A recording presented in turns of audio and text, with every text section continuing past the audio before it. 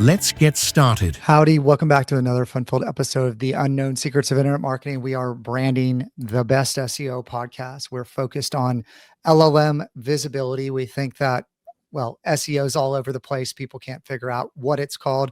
We've decided that we built a methodology that's working to rank in the large language models like ChatGPT, and we are going in that direction of LLM visibility. I am bringing on a number of agency owners to talk about what they're doing, how they're dealing with this, what they've been doing is working. I feel like everybody needs to be sharpening their skill sets in today's world. So I have Nikita here with Aspect, and he's got a great story of building a personal brand and focuses on e-commerce. And that's something for you listeners, I'm not an expert in. So I'm looking to Nikita to educate me. We brought on a number of other e-commerce experts, and we're going to be building a playlist for you to listen to on our YouTube channel. We're really trying to move over to YouTube. So please go give us a subscribe, like, follow. It looks pretty sad right now. So thank you so much for being a listener. And Nikita, welcome to the show. Thank you for having me on, Matt. Really, I love the SEO side of things on the internet marketing, because that's where I got my feet wet on the internet marketing side. So it's kind of like hitting close to home. And it's crazy seeing that you can now rank within large language models. And we've kind of had a firsthand experience with that a couple of weeks ago, where we had our first sales call booked in from ChatGPT, actually. Awesome. It's really exciting. There's a lot of data out there and a lot of debate and some different studies of are the users coming out of ChatGPT more engaged, ready to buy, or how's Google doing? And I've seen studies both ways. What I've really seen, interestingly enough, is in similar web data. I was doing some research on an industry. People are going to the sites, right? Maybe they're finding it through Google. Mm-hmm. Then after they find the brand, they're going to ideate on the brand in the large language model. So that was something super interesting. So people are not just using it to find the brands, they're using it to figure out, okay, like I've narrowed it down. Tell me more about these agencies. So really that transactional, that comparison style content of who you are and where your values sit, and really the narrative that LMs grab onto. Reputation management, I don't know, AI. No one's been talking about that, but that's something that I recently saw right before I went to Brighton. I was doing a big kind of research project, put out a 33-page deck on an industry, and just really went deep and saw some super cool data that I'm going to publish maybe in a couple of weeks. So that's amazing. I mean, that customer behavior really comes down to like just natural customer behavior so it's really interesting that you brought that up, because that's really what natural customer behavior is. It's like, okay, I found the brand. And now let me just do a little bit more deep dive and digging on the research side. And then ChatGPT or whatever LLM that you're using just kind of helps either reaffirm your decision, or it helps with not only like just reaffirming, but also doing a little bit more research on that specific product or service that you're going to be buying. So I thought it was really interesting on our end with that sales experience, because after talking to that business owner more specifically, I'm like, hey, I saw that you came in from ChatGPT. Like, how did that work? And from his end, he was like, I was just doing research on like email strategy and flow strategy and whatnot. And your agency just came up as like one of the options, and I booked in a call. Yeah, that's what I'm seeing a lot. I'm seeing if you show up in ChatGPT, you're predefined. I think it's like, remember when Google was coming out and the ads, 80% of people would skip the ads and go to organic. And if you ranked higher organically, there was like implied trust.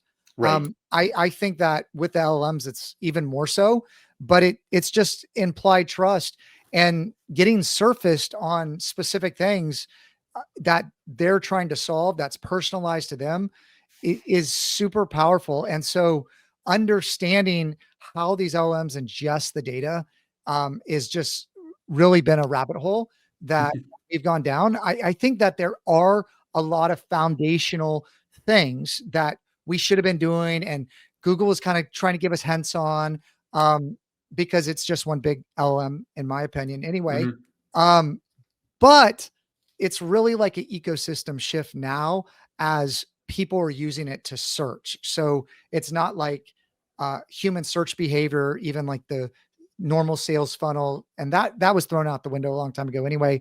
But people still use that. It's really not about that anymore at all. So we've been actually building out a framework, which I'm going to roll out. We're putting out a paper, but it is absolutely working. And, it's based on data, it's based on science, it's based on the patents.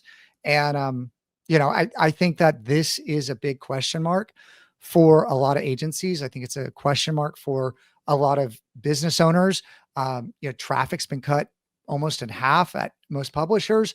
And so it's not business as usual. And, so yeah, it's been a pretty wild ride. We got to remember it's only 5% of the market today, but I think in 3 years, it's going to eat search in a big way. That's, my opinion. But also, I just did this LinkedIn post, and I heard this at Brighton, and it said AI predictions age like milk, not wine. So, Yeah. I mean, I would probably agree with that because it is, I mean, there's still so much more fact checking that I have to go through in order to like, okay, is this actually accurate information? And I've kind of seen it firsthand. I don't know if you're a big follower of South Park at all, but they recently put out an episode a couple of weeks ago where Stan was like super obsessed with ChatGPT and like always asking it like for marriage advice and everything like that. And it was weird because about a week after that episode aired, I met up with a close friend and he was using ChatGPT just like that, where it's like getting all of his personal preferences. And he's always like constantly asking like, hey, what movies should I watch? And like kind of teaching that algorithm and his personal account on all of his preferences. So I think he's very he's on the bleeding edge of using it. But it was very interesting to see of like, okay, this is how people are going to be using it in the long run, of like just constantly talking to it and just giving it as much information as possible. But it's also a little scary at the same time. 100%. I actually, on a couple different podcasts where it's more general, like AI stuff, they're talking about how the younger generations are using it as a true co-pilot for life. And they're like, should I go on the date with this guy, or should I go hang out with these people? And they're just giving it all the data. And depending on what your inputs in, it could be a really good output, or it could be a really bad output. That's why. Well, I think that's why ChatGPT 5 changed from 4, where it remembered everything. And now you got to have it, you got to specifically kind of pin it to remember things. It's going to be a wild ride. It's going to be a wild ride on how everything's changing. I'm seeing a lot of people compare this shift to online, like how different it was buying online. I remember when people were just trying to, put your credit card in online. We'll give it to you free. Like, or just sign up online. All these magazines, everything, we'll give them to you free. Like, it was just, please just use online. And you leaned into it. And I want to transition into kind of your story, because e-commerce, where you can reach more than just the small business general area around you, transforms your customer base, how you do business. I feel like everybody's moving towards this AI first company, which is a whole different can of worms, but moving to an e-commerce component. And I even interviewed right before COVID, somebody from the Google spam team, and they were recommending every single site, based on what they were seeing in buyer behavior, should set up some kind of shopping cart on their website, because people are more generally okay with buying stuff online. Now, there's some strong ecosystem pools like Amazon, but I mean, Shopify is making inroads, and a lot of brands are pushing that. And you got TikTok store, and there's a lot going on. I would love to hear kind of your perspective on the e-commerce market today. Well, it's changed a significant amount since I started out. Back in like 2016, 2017, I was able to like put a t-shirt. I was doing like a print on demand business at that time. That's how I got my feet wet into like internet marketing and all that. And I would just put a t-shirt up, make a title tag or a heading tag, a title tag, H2s, and do a little bit of that, and it would immediately rank in Google, and I would immediately get sales. And the store, man, it had no trust at all. Where versus now, where you need like UGC, testimonials, lifestyle imagery, photo shoots. You have to have your email backend set up. You have to have ads. You have to spend at least like 10 to 15 grand on ads before you can even make a profit on ads from learning. Like the border, like back like 10 years ago, like the barrier to entry was just so low. As long as you have a Shopify setup, you can capture payments and you have a product that looks legit-ish, like you're going to get sales. Whereas now there's been so much, I think, burn from a major consumer population of like, with the, man, I remember the offer of like free plus shipping when that was a thing. Like I'm sure so many people got burned by like AliExpress or like Temu like products where now like you need so much social proof in order to get a customer. And I think that just transcends through the entire consumer behavior. Like in the agency space, like I used to have cold emails be like 1 out of 100 would book a meeting. Now it's like 1 out of 1,000, if not more than that, because of the trust factor being so low in the consumer market. So I think the evolution on the e-com side has been really great, not only for consumers, but also it's made it a lot more challenging for store owners, but also agencies to like help get better results every year, and if not push the limit on getting better results. Nikita, I think you said something that I haven't hit on enough, and I appreciate you calling it out, is that it's the buyer behavior that's changing and that we're following the buyer behavior, right? Yeah. It's not, you need to do this for SEO or you need to do this to make sales. It's that everyone's growing up on how they're using the internet, the experiences they've had. It's getting mapped out. A lot of people have been burned. And so people are really skeptical of everything. And then, products like Temu that flood the market. I mean, you can go on there and get total replicas of like, even like gold coins. And, somebody, he got a bunch of views. I think he did it intentionally, bought a car off of Temu, and it came in a big shipping box, and it was like a car, or it was styrofoam painted. Okay. It was like $20,000 Lamborghini or something like that. And, I think that the buyer behavior's changed. So how people are searching is changing. So marketers have to adapt with where people are going, what they're doing. And unfortunately, they're going everywhere and they're looking at everything. And so it was awesome back in the day when you could do a few things and you could rank and there wasn't much barrier to entry or competition. I feel like COVID accelerated it big time. I felt like PPC budgets, just a lot of the campaigns that we were running just became not profitable. And we had to come up with different strategies, and it became more complex, and kind of, there was a fan out effect to different channels. And it's just the evolution of search, There was that little sweet spot though in March, April of 2020 when the CPMs were dirt cheap. And I just, sometimes I dream about those days where it's like, $5 CPMs. I miss that. Now it's $50. But besides the point, I think, the buyer behavior has definitely changed and evolved into not only researching a lot more, but like just doing a lot more due diligence online, because you don't have the same amount of brand equity as you had with like legacy brands like Sears and JCPenney. Like you walk in there, you're going to get like perfume or makeup or clothes and bedding, everything. Whereas now it's like you have a bedding brand that's in your Instagram feed, and it's like, well, I don't know what this brand is. Like, let me look into it. And you do more research. And as a brand owner, you have to do a lot more to spoon feed a lot of that research to convince the buyer or convince the prospective buyer to actually become a buyer. And that's where a lot of like the heavy lifting that we do on the email side helps support of like not only spoon feeding that information, but also gaining trust with more impressions for free, essentially, in order to convince those people to become buyers. So you brought up something interesting that I'm kind of following. I feel like a lot of big brands are just leaning on their logo, right? Mm-hmm. And they're leaning on the trust. and they're not moving very fast. A lot of the bigger brands are not as savvy online as smaller brands. And maybe it's like a bigger battleship that's got to turn. But these smaller brands, I feel like if they do it right, they can, they can, in a certain category, a certain niche, they can eat the bigger brands lunch. Um, We saw it and with like Dollar Shave Club, and then Gillette eventually acquired them. yeah, well, I think that might be the strategy, right? Like, yeah. I've seen that in pharma too, right? Like you have biotech company that gets bought up. Right.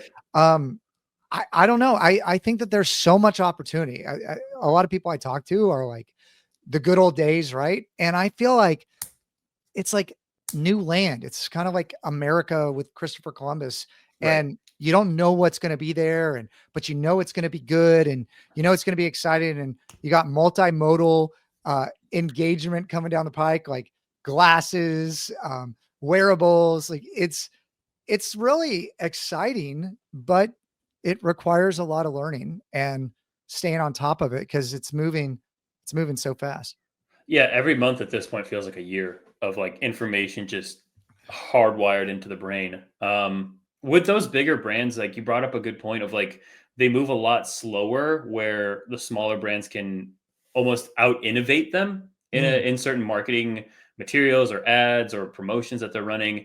And I think a lot of that comes down to just bigger brands. It they they plateau from too much hands touching a project and too much middle management, and you have to work it up the chain to make yeah. sure that you get the VP's approval, the VP of VP's approval, and all of this other corporate, I guess, structuring that prevents them from trying out new things.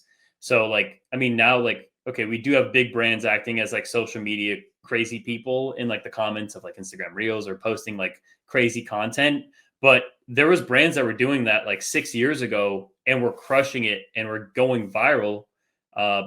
Whereas now it's like, okay, finally bigger brands are catching up. Like, okay, we need to do this because they're like the late stage adopters and they're seeing all these other brands crush it because of this new way of marketing to a newer generation that's more that was grown up more on the internet rather than the traditional of like running TV and media buying through radio and whatnot. Man, the bigger brands are catching up. And so the small businesses that haven't caught up and aren't staying ahead and they're the laggards, Yeah. I don't think that they have a bright future ahead of them. um, Well, CPMs are only going to get higher because these bigger brands are now dumping more money into online advertising. So it's just like, okay, you got to do something more creative now. yeah, no, I'm seeing digital get a much bigger budget, and you did point out I have seen that the approval process to get stuff done and multiple people to report to and different stakeholders and then It's decisions. painful. Well, we did a press release for a big client, and right after the press release went out, they're like, "Wait, no, like pull it back," and I was like, "That was a new experience. I hadn't ever pulled back a press release. You can do it; they charge you, but it was you know, I had never I was like, let me see. I don't know. So what I feel like I'm learning new things all the time. So I would love to hear like case studies maybe of clients you've worked with that have out innovated the bigger brands, or how you've been able to navigate through it, or if there's any kind of frameworks that you follow that would be helpful for people that are going, oh my gosh, this like social media is so noisy. I'm taking screenshots on my phone left and right of everybody Mhm. selling me something. Like, where do I turn?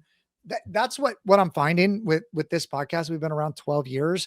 Is like I try to curate a little bit what's going on, and also even if I'm interviewing somebody and like they're talking like way in left field, I try to kind of like go, okay, can you talk through this, explain it, and like let's unpack it so people understand where you're coming from, because to process all this stuff, if you're not doing it every day, even if you're doing it every day, it's incredibly difficult. I mean, I talk to agencies all the time that they're busy trying to run the business.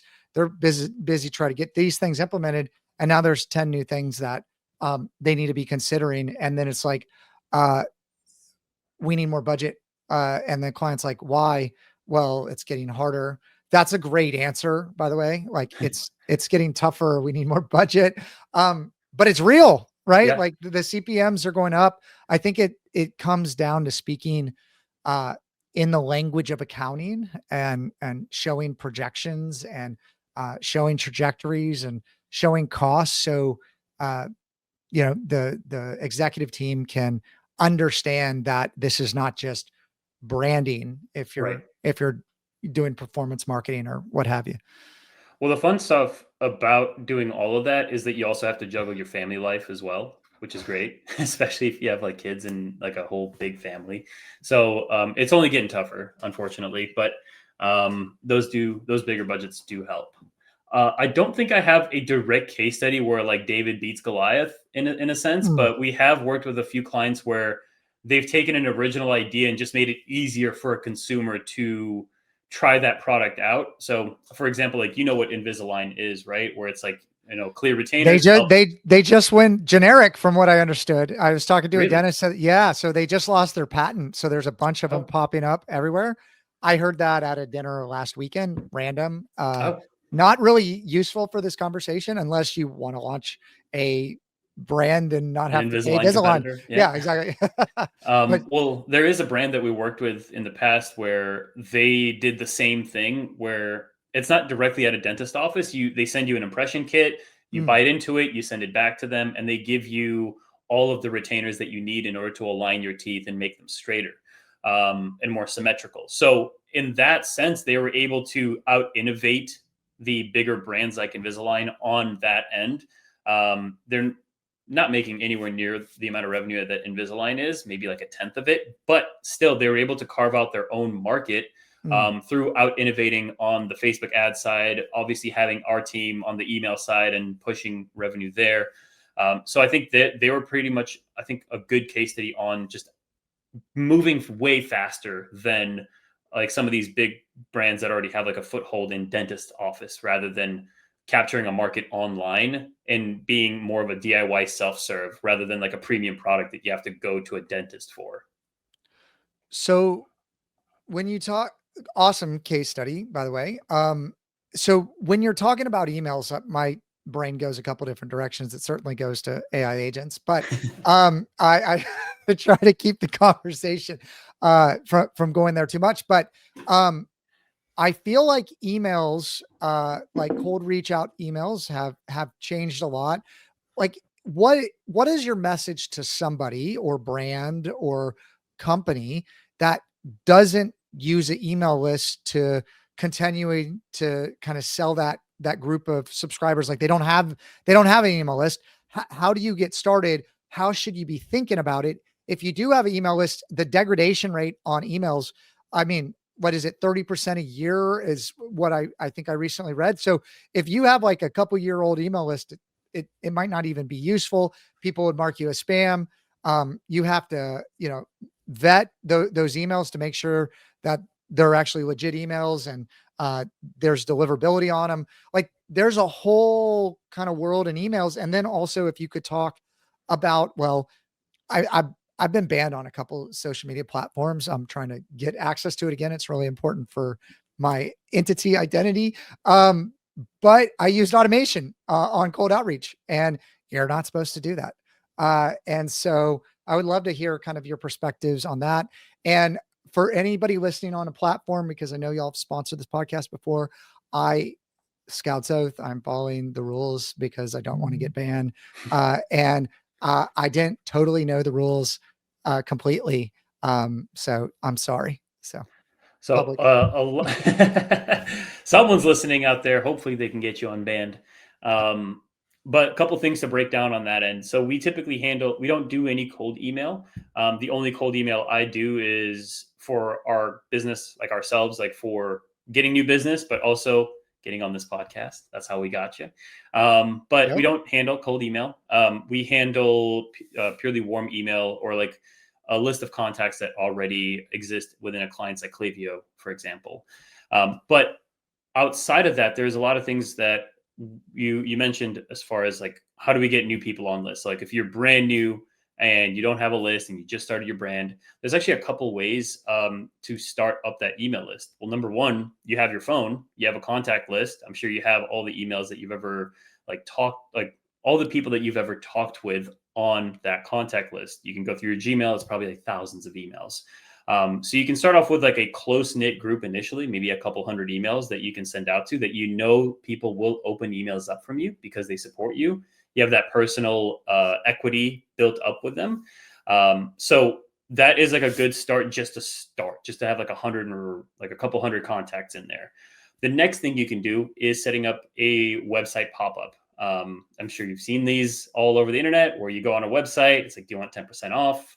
Yes. Put your email in. So that is the first thing that I would do right off the bat, is just to start capturing any random visitor that's coming onto your website onto your email list. After that, you can start to get a little bit more creative. So if you have a blog post and you're ranking on those blogs, you can integrate a sign up form in between like the first or second paragraph, or maybe even in the heading for people to sign up for your email list to get more of these newsletter based or check the box. Yeah, check the box.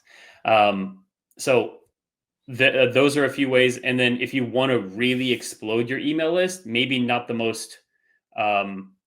the most warm market, but you can do giveaways, and those tend to do really, really well. You just have to make sure that after someone signs up for a giveaway, you have an automation set up on the back end to nurture that list and nurture the people that have came in, because they do typically giveaway subscribers have less interest, and you kind of need to warm them up a little bit more before you can like directly hit them with like sales and promotions and whatnot. So those are a few ways that I would recommend getting started on just growing an email list.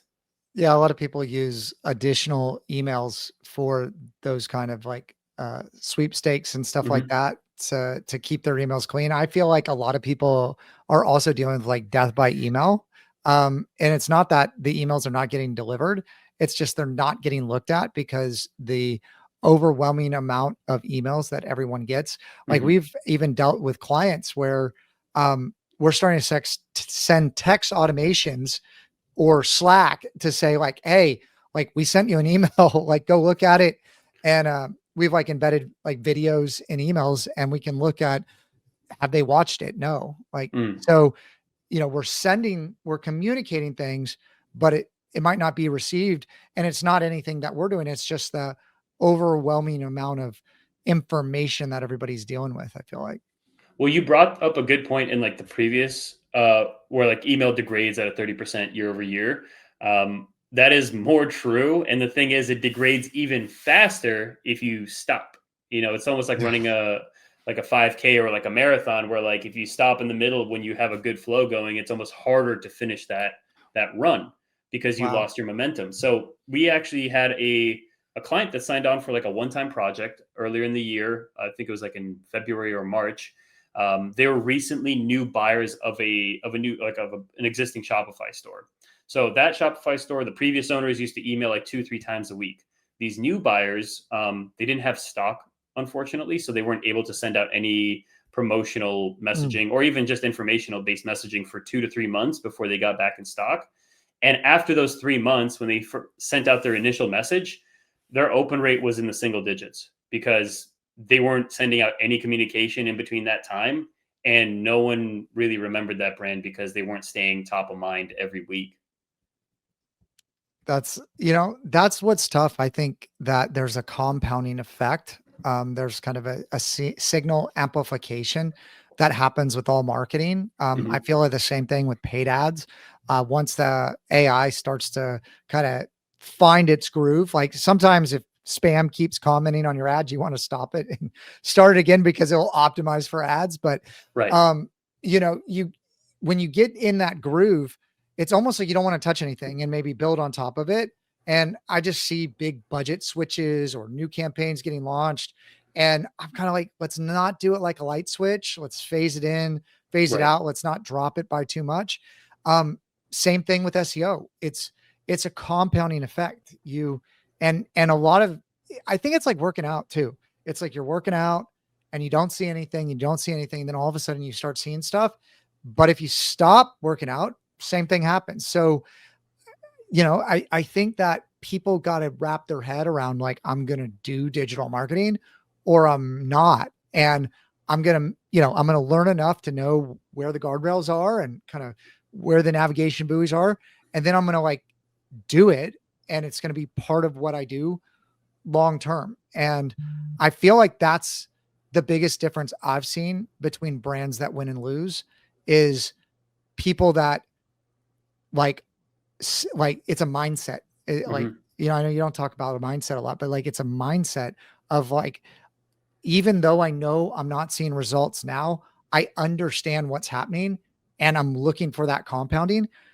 A lot of that happens with SEO. Sometimes you get a bunch of leads and then all of a sudden the market stops and then it starts again. And you gotta keep being there. You got to keep showing up, and the algorithms reward the frequency. I would assume humans reward that as well, right? Because there's the recognition and association with that brand. I think people buy typically novelty and familiarity. So it's like, how do you offer something novel, but also be a familiar brand? And that's where the magic comes in. Have you ever heard of the terminology resulting? Say it again. Resulting. It's like resulting. No, tell me about it. So there's a book called Thinking in Bets that I recently read, and really great book, by the way. In there's a term called resulting, which is very common among like poker players. And it's essentially making a decision based off of results rather than having a good decision-making framework to begin with. So for example, if like you're doing like YouTube video content or LinkedIn content or whatever other kind of content, and you're doing it for like 2 months, 3 months, 4 months, like the decision and the habit is like sound. But if you're constantly looking at like the likes and everything and all the statistics and analytics, you're like, wow, I only have like 5 people that read my stuff, like, cause then it's like, okay, cool. The results aren't there. I'm going to stop rather than try something else. Yeah. I'll tell you, I was at a conference and there's a guy, I need to get him on podcast, Entrepreneurs on Fire. And essentially he's like, okay, I'm all audio, right? All audio. He did daily podcast. He's probably one of the first to do it. And he's like, I'm going to start doing YouTube. And he changed the focus. He didn't brand his name and he was showing his results. And it was something like 8 months, maybe even a year and a half before he started to see anything. And he was doing it every day. Okay.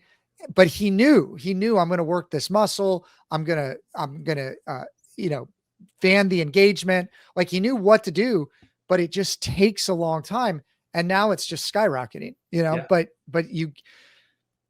I think people quit too early. I think a lot of times people quit too early. I don't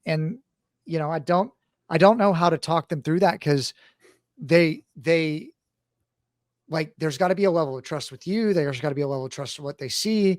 Like they got to believe, and it's very hard to believe when you're walking through that desert.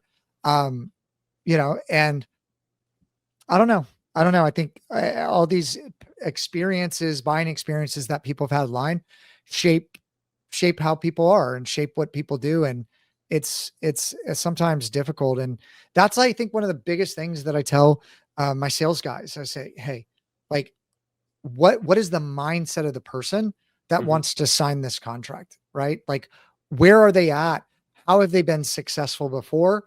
If it's like a Hail Mary and it's like, I've tried everything and like, I'm going to throw some money at this and like, I hope it works and the house is on fire. That's not a good client. No, that is a nightmare client that will churn in 2 to 3 months. But a lot of it comes down like, okay, here's a good one. I had a sales call booked in earlier in the year from a podcast I did 3 years ago. Like, I wouldn't have known, like when I was doing that podcast at that time, I had no clue anything. I was just yapping and talking about email strategies and everything. And I was like, okay, like it was pretty valuable. I'm sure like people liked it, but it was like, hey, I switched job positions. I listened to this podcast a year ago and I remembered your name. And now here we are. I'm in a new company and I need help with email. And it's like, okay, like I didn't realize that the impact that I've done years back finally boomerangs back to me as like a potential sales opportunity. And I think that's a lot of just like a lot of it comes down to like just taking the bet and seeing what are the odds of that bet succeeding. So like, it could be like with ads, it could be like a 1 in 10 bet that it works out. Meaning like, okay, you can lower that statistic by having better creatives or better media buyers or a better ad buying strategy. Like doing a podcast to lead to a client is like a 1 in 1,000 strategy, or taking an interview with another person like that. So maybe 1 in 500 like bet. So like when you think about it in that perspective of like, okay, if I do this consistently and like the decision making is there, then it will lead to results, rather than just constantly like, okay, I'm not getting anything, and I'm putting all this effort and nothing's coming from it. So you're right on, like you're dead on with like it all coming down to like the mindset of like, okay, how are you thinking about doing this? Is it long term, or is it just like a quick fix and a Hail Mary? A lot we could go with that. Now we're getting close to time here, so I want to give anyone listening some actionable steps, right? Okay. Of like, okay, in today's world, just break it down, the top things that matter, the top things they should be doing, maybe give them some actionable tips to, level up what they're doing currently. We've been having such a good conversation that I forget we're even talking about email and SMS. But I'd probably boil it down to a handful of things.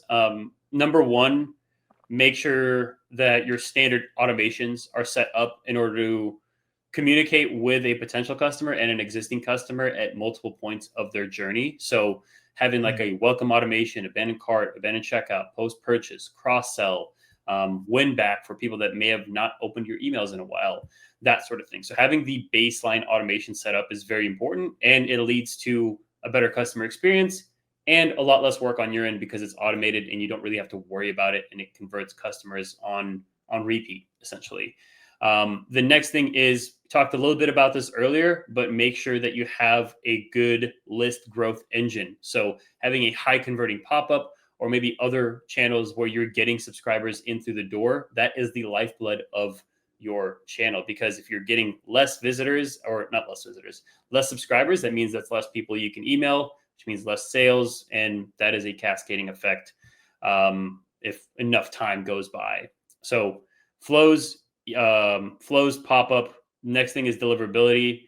We didn't really talk about it too much, but there's a lot that needs to be done on the deliverability side most of the time, making sure that your open rates are high, making sure that your emails are actually getting delivered in specific inboxes. You could have a 40% open rate, but maybe Yahoo's putting your emails into spam.